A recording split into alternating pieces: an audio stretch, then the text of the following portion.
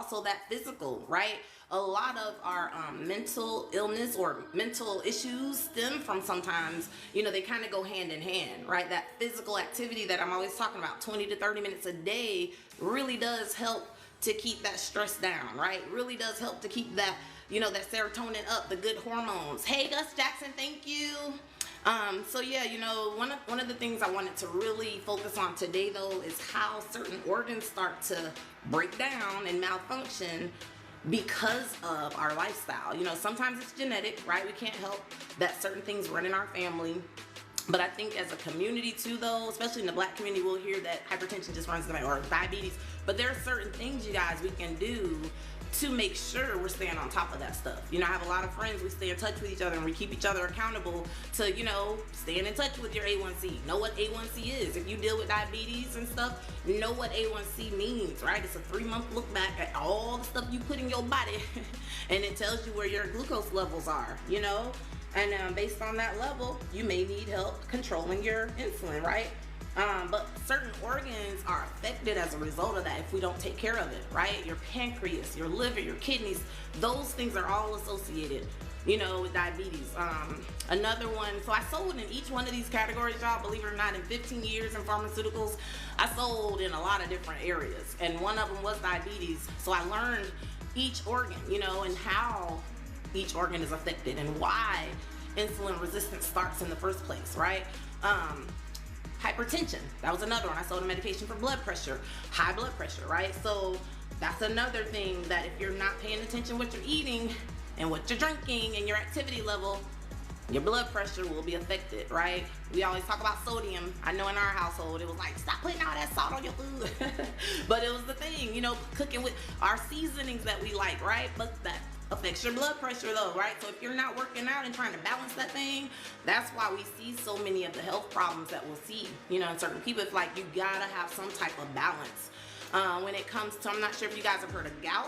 That's another one. It normally affects more men than women, but men, especially in your 40s and 50s, be on the lookout. And that's called a high purine diet. Like if you have too much purine in your blood system, what happens is it starts to calcify, kind of swollen looking, their elbows, knees, toes. Hey Vonda, good morning.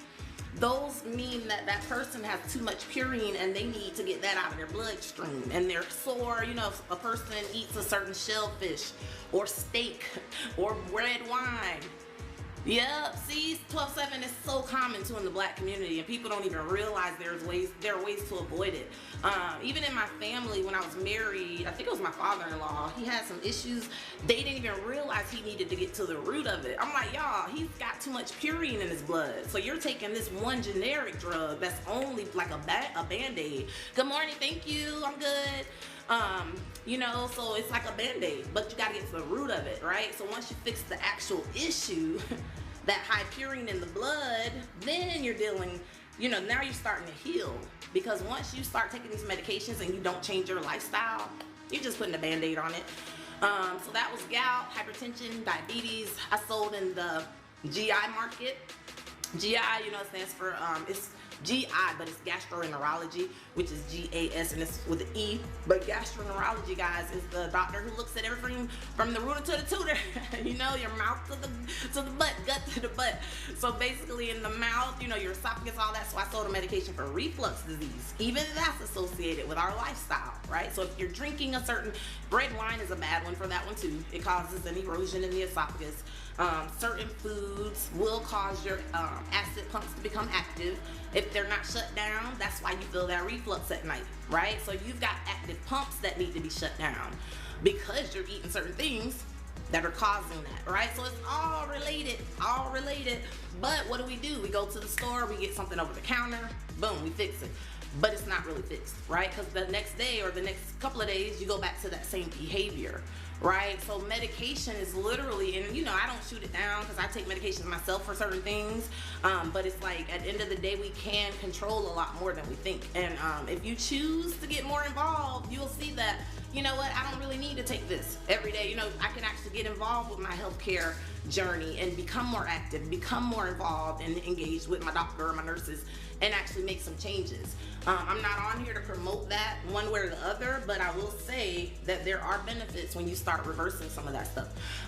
So I did diabetes, hypertension, oh yeah, so the reflux, and then I sold a medication for constipation. We are not supposed to be constipated. I know that's a crazy word for some of y'all, and it's like people cringe when they hear it, but it's the truth.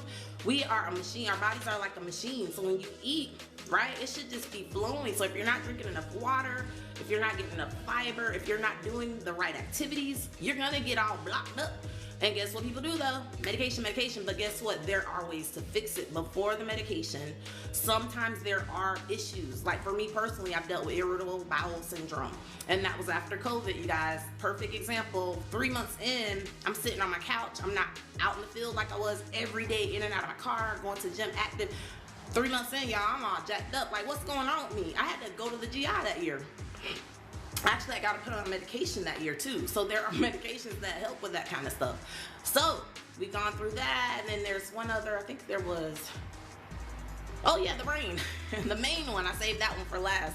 I sold a medication for depression, right? So in the brain, when certain things start to malfunction, right, there's a chemical imbalance. How do we fix that?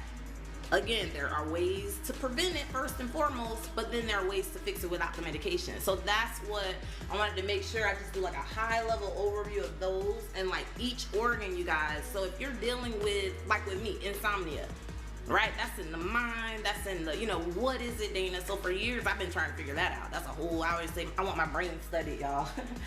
But what we do though, you guys, in order to fix those issues that I was just talking about, you have to deduct. You have to slowly deduct and say, this is what's affecting me. This affects me when I do this, right? It's just a project on your own self. But we have to be in tune, right? We've got to pay attention, because otherwise, what did I say? I think a few weeks back I was talking about that. If we are not paying attention, we look up and it's like, oh, how did that happen? Because we weren't paying attention. Right, Angel? Hey, Diana Rodriguez. Come on in, guys. Thanks for hanging out with me. So those are the main things. Like I said, reflux, diabetes, hypertension, depression, constipation, gout. And all of these things, like I said, guys, if there are certain ways that we're operating day to day and certain things start to malfunction, that's when we have to get clued in, right? When your nose starts running, your throat starts feeling a little funny, what do? What's the first thing we do? Right? We go grab a cough drop. And I don't know about y'all, but I'm like, Lord,